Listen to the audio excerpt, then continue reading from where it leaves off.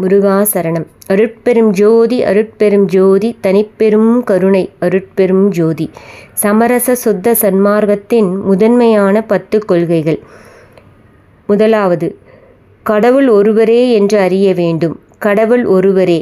அவர் ஜாதியும் மதமும் சமயமும் கடந்து ஆதியும் அந்தமும் இல்லா அருட்பெரும் ஜோதியாயிருக்கின்றார். அவர் அன்பையும் கருணையை மட்டுமே தனது வழிபாடாக ஏற்கின்றார்.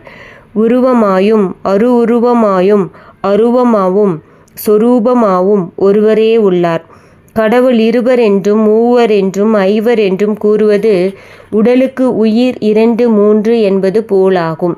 இரண்டாவது கொள்கை, எல்லோரையும் நம்மவர்களாய் சமத்தில் கொள்ளல் வேண்டும். போகும் பாதைகளான சமய மத மார்க்கங்களில் பற்று வைக்காமல் போக வேண்டிய இடமான உண்மை ஆண்டவரிடத்தில் மட்டுமே பற்று வைக்க வேண்டும். ஜாதி சமய மத வேறுபாடெல்லாம் தவிர்த்து சன்மார்க்க பொது அடைதல் வேண்டும். எல்லோரையும் நம்மவர்களாய் சமத்தில் கொள்ளல் வேண்டும். ஜாதி சமயம் மதம் இனம் மொழி தேசம் உயர்ந்தோர் தாழ்ந்தோர் போன்ற எவ்வித பாகுபாடும் இல்லாமல் எல்லோரிடமும் சமமாக பழகுபவரிடமும் இறைவனே உறவாய் பழகுவார். இரக்கமுடையவர்கள் எல்லாம் சன்மார்க்கம் சார்ந்தவரே.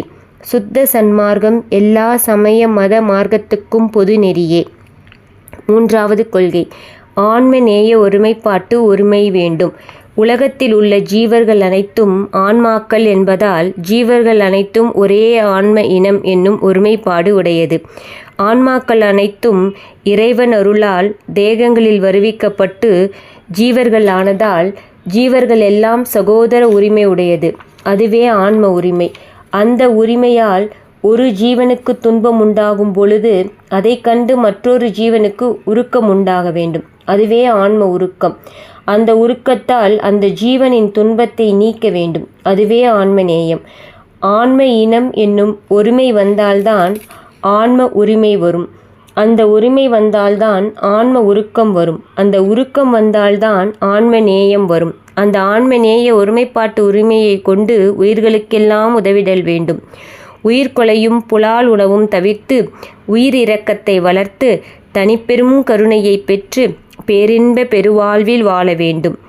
நாலாவது கொள்கை, உயிர் இரக்கமே கடவுள் வழிபாடு என்று அறிய வேண்டும். சிறுதெய்வ வழிபாட்டினையும் பலியிடுதலையும் தவிர்த்தல் வேண்டும்.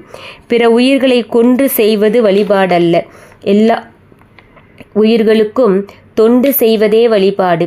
உயிர்களின் உடல்களே ஆலயங்கள். உயிர் இரக்கமே கடவுள் வழிபாடு.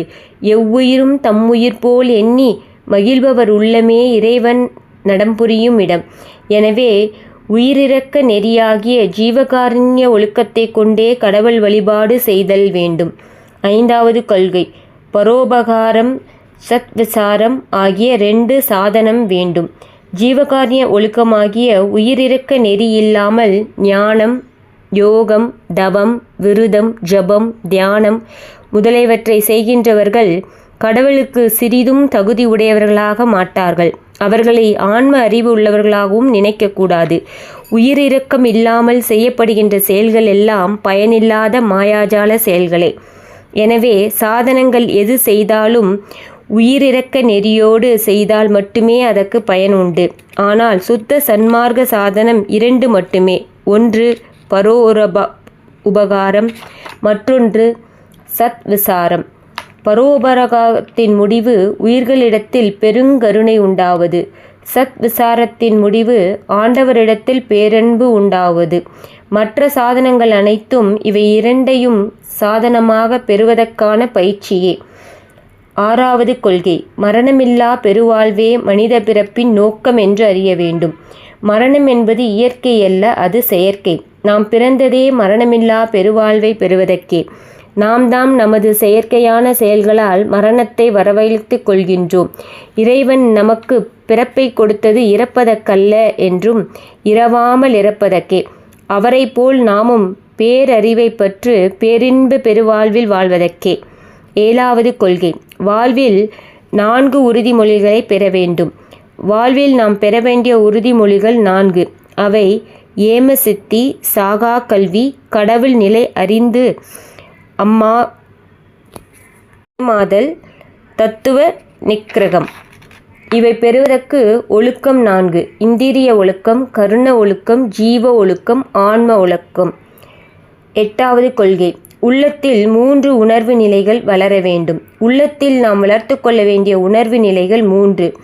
அவை உயிர்களிடத்தில் கருணை, ஆண்டவரிடத்தில் அன்பு, பிரபஞ்ச போகத்தில் வெறுப்பு.